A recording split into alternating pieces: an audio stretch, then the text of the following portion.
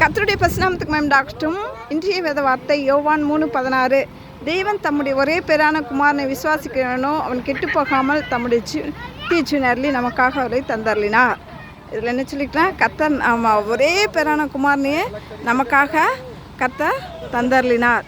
இந்த அற்புதமான காட்சிகளை பாருங்கள். எவ்வளோ அற்புதமாக நம்மளை படைத்த தேவாதி தேவன் இந்த இதையும் அந்த மண்ணில் படைச்சிருக்காரு. அவர் நல்லவர், அவர் வல்லவர், அவர் கிருபை என்றும் உள்ளது. அவர் ராஜாதி ராஜா, அவர் எல்ஷடா, அவர் யெகோவா ராப்பா, அவர் யெகோவா ஷம்மா, அவர் யெகோவா நிசி.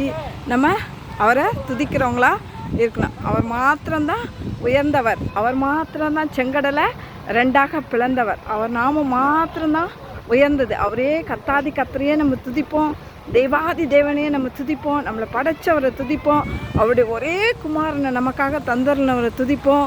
அவர் வல்லவர், அவர் நல்லவர், அவர் கிருபை என்றும் உள்ளது. தம்முடைய ஒரே பேரான குமாரனையே நமக்காக கொடுத்துருக்காரு. அதை எண்ணி நம்ம அவரை துதிக்கிறவங்களா இருப்போம். ஆபிரகாமோடு இருந்த தேவன் நம்மளோடும் இருப்பாராக. ஆமென்.